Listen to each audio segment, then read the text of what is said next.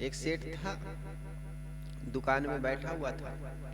एक सन्यासी वहां से निकले, भिक्षु, भिक्षु जिसको कहते हैं ना, बौद्धों में भिक्षु होते हैं, जो सन्यासी होते हैं बौद्धों के, उसको भिक्षु कहते हैं। वो भिक्षा लेकर के अपने जीवन गुजारा करते हैं।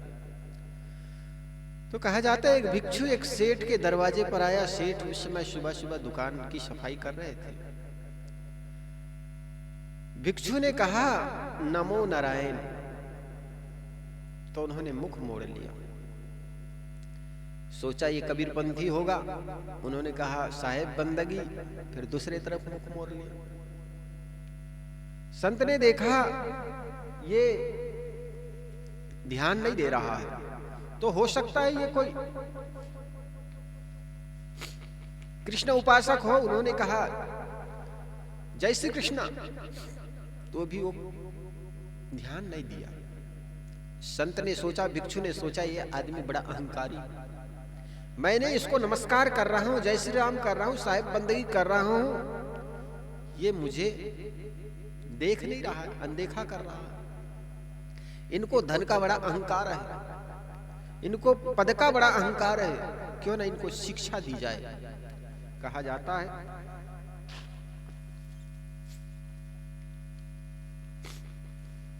सेठ के सारे दिनचर्या उन्होंने पढ़ लिया। सुबह जाता था, सुबह 5 बजे स्नान करने के लिए। सेठ ने उसका रूप बना लिया, बहरूपिया बन गए। जैसे ही सुबह हुई, सेठ स्नान करने के लिए नदी के किनारे गए। उतने में संत सेठ का रूप बना करके उनके घर में आ गया। सेठ के घर में प्रवेश किया। लड़के लोग कहे पिताजी आज जल्दी आ गए, क्योंकि उसी का रूप बनाया हुआ था। बिल्कुल लड़के पहचान नहीं पाए। लड़कों ने कहा पिताजी आप बहुत जल्दी आ गए, बात क्या है? संत ने कहा बेटा मेरे ही रूप में एक बहरूपिया नदी के किनारे टहल रहे हैं और मुझे ठग ना ले, वो बड़े धूर्त है, इसलिए मैं पहले आ गया हूं। दरवाजा बंद कर दो, कोई आए ना। अब जाकर के वो संत सेठ के कमरे में जाकर के सारे हिसाब किताब देखने लग गए। थोड़े देर में उनके लड़का, उनके पिताजी आए। सेठ आया। सेठ ने दरवाजा खटखटाया, लड़के ने दरवाजा खोला। उन्होंने कहा कौन तुम? अपने उनके ही पिता थे। कहे बेटा मैं तुम्हारे पिता हूं, पहचानते नहीं? पिता तो हमारे घर में अभी आ गए तुमसे पहले, तुम कहां से चले आए पिता बन करके? अरे बेटा मुझे पहचानते नहीं? लड़कों ने सेठ को डंडे दिखाते हुए कहा यहां से भाग जाओ, अन्यथा डंडे से तुम्हारी पिटाई होगी। हमारे घर में तुम ठगने के लिए आते हैं? हमारे पिताजी हमारे घर में हमें पहले बता गए हैं कि कोई आए तो डंडे से स्वागत करना, तुम्हें डंडे से स्वागत कर देंगे, चले जाओ यहां से।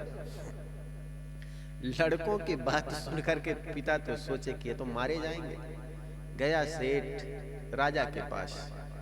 राजा लोग ऐसे होते थे, पहले छोटा मोटा राजा होते थे। राजा के पास जाकर के शिकायत कर दी कि राजन मेरे घर में मेरे ही रूप में कोई बहरूपिया प्रवेश कर गए हैं, लड़के लोग मुझे पहचानने से इनकार कर रहे हैं, सेठ मुझे न्याय चाहिए।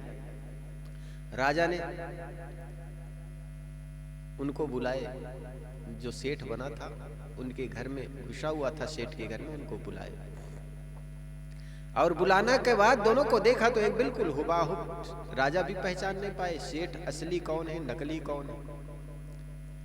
उन्होंने माथा पकड़ते हुए कहा यार तुम लोग पहचानने में आता नहीं, असली कौन है नकली कौन है। तो नकली सेठ बना हुआ था, जो संत बहरूपिया बना हुआ था, उन्हें कहने लगे कि राजन इसमें पहचानने की क्या बात, आप प्रश्न कोई कीजिए। जैसे पिछले बार लड़के की शादी में कितना लाभ हुआ है, कितनी हानि हुई है, मैं बता दूं, ये बता दे, जो बता दे उनको असली सेठ मान लेना।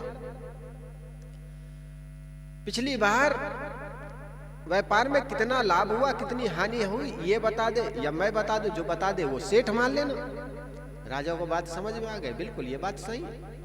अच्छा बता, तू असली सेठ होने का दावा करता है, पहले तू बता पिछले बार लड़के की शादी में, बड़े लड़के की शादी में कितना खर्चा आया। असली सेठ ने माथा खुजलाते हुए कहा राजन ये बात तो मुझे मुखाग्र याद है नहीं, आप कहे तो कॉपी देख के बता दूं। तो नकली सेठ ने कहा राजन लड़के की शादी करने में खर्च हमने हाथ खोल करके किए हैं, तो हम ना जाने तो कोई ये जानेगा। पिछले बार लड़के की शादी में 5 लाख खर्चा आया था। अच्छा राजा तो बड़ा दंग हो गया, ये तो आदमी मुखाग्र बता रहा है, इसका मतलब असली राजा यही होगा। फिर भी दूसरे प्रश्न पूछा उन्होंने, अच्छा ये बता पिछले बार व्यापार में कितनी हानि हुई, कितना लाभ हुआ? असली सेठ ने कहा, सरकार ये भी नहीं बता सकते हम, आप कहे तो कॉपी देख के बता दे। नकली सेठ ने कहा, सरकार पिछले बार के हिसाब किताब में हम थे, हम न बताए तो कोई दूसरा बताएगा। पिछले बार के व्यापार में हमें 10 लाख का लाभ हुआ था, 5 लाख लड़के की शादी में कर दिए थे।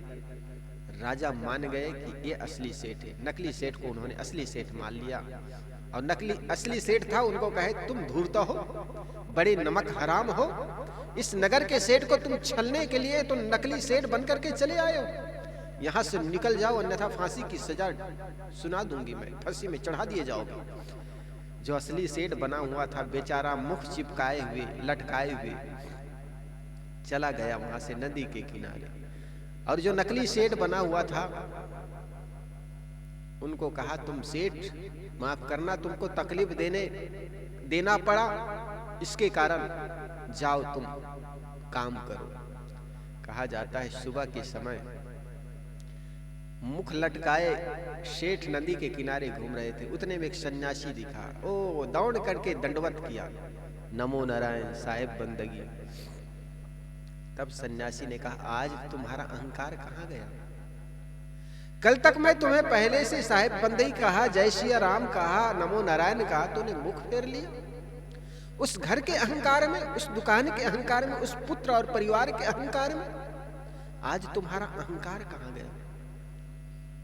सेठ ने कहा, माफ करना संत भगवान, मैं पद के अहंकार में, धन के अहंकार में मैं भूल गया था, मैं समझ नहीं पाया।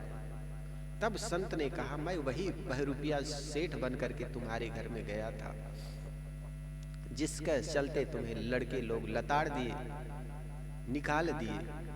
तब तो उस सेठ का कहना क्या, उनके चरणों में एकदम दंडवत हो गए, माफ करना गुरु महाराज, माफ करना संत भगवान, मैं अहंकार में, पैसे के अहंकार में, परिवार के अहंकार में, दुकान और मकान के अहंकार में मैं आपका सम्मान नहीं कर पाया। तो ऐसा होता, ये तो जीते जी भी इंकार कर जाते हैं। ये तो खैर भूल था, ये तो समझाने का एक तरीका था। कई बार तो ऐसे घटनाएं घटती है। हम जब इलाहाबाद में थे, सदगुरु श्री धर्मेंद्र साहिब जी के सानिध्य रहना हुआ, तो एक बहुत बड़े प्रोफेसर आए, देखने में बड़ा सामान्य था, बूढ़े शरीर था, वो शायद टैक्सी में आए हुए थे। शाम के समय 4 बजे उनको जाना था, तो मेरे को कहे इनको स्टेशन छोड़ाओ, तो शायद मैंने साइकिल में बैठा करके टैक्सी स्टेशन ले गए, और टैक्सी स्टेशन में उसको टैक्सी बैठाया, फिर वापस आ गया। तो मेरे को दूसरे दिन बताए साहब जी ने कि इसके बारे में जानते हो? कहे साहब जी मैं नहीं जानती। कहे ये बहुत बड़े प्रोफेसर है, इनकी पत्नी भी प्रोफेसर रही है, और ये भी प्रोफेसर से रिटायर्ड हो चुके हैं। इनकी पत्नी जो है लड़कों के साथ रहती है, लड़के और बहुओं के साथ रहती है। ये कभी बहुओं के या लड़कों के पास जाता है तो लड़के इनको 10 रुपए का नोट देता है, पिताजी आप बगल में होटल है वहां चाय पी लेना। अब इनकी बहुएं इनको चाय बना करके पिला नहीं सकती। बड़े सब एजुकेटेड थे, बड़े एजुकेटेड फैमिली थे। जरा सोचो, एक प्रिंसिपल प्रोफेसर हो, प्रोफेसर की पत्नी भी प्रोफेसर हो, उनके बच्चे भी बड़े सर्विस में रहे हो, तो कहीं दिल्ली रहते, कहीं बॉम्बे रहते, और वो केवल प्रोफेसर साहब केवल इलाहाबाद में एक छोटा सा कमरा में रहते थे। तो उनके लिए कहे ये जब जाते हैं अपने बेटे बहुओं के पास, तो बहू चाय बना करके नहीं दे सकते, उनको 10 रुपया का नोट देते हैं, कहते हैं पिताजी बगल में चाय पी करके आ जाओ। इतना दयनीय दशा होती, ऐसे स्थिति में आदमी जीता है। इसलिए जहां रह रहे हो सबके साथ सुंदर वर्ताव करो, हमारा एक ही अधिकार है। हम लड़के को अपने वश में नहीं कर सकते, बहुओं को वश में नहीं कर सकते, दुनिया के किसी लोग को वश में नहीं कर सकते, लेकिन अपना काम स्वयं कर सकते हैं। सबके साथ प्रेम का वर्ताव करें, जो भी मिले सबके साथ विनम्रता का भाव, चाहे जितने धन जोड़ लो, चाहे जितने परिवार जोड़ लो, चाहे जितने भी पद में पहुंच जाओ, लेकिन पद का अहंकार, शारीरिक बल का अहंकार, धन का अहंकार कोई काम आने वाला नहीं है। आपका अपना सुंदर व्यवहार ही, आपका सुंदर मीठी वाणी ही काम आएगा। इसलिए जहां तक हो सके सबके साथ मीठी वाणी का वर्ताव करें। किसी कबीर ने सुंदर कहा है कि वचन तो सबसे मीठा बोल, वाणी का बान बुरा है। जिसकी वाणी में मीठापन है उसको सारा जगत चमन है, फिर मन चाहे तो डोल रे वाणी का बान बुरा। सदगुरु कबीर साहब ने ही तो कहा, मधुर वचन है औषधि, कटुक वचन है तीर, श्रवण द्वार है संचरे शाले सकल शरीर।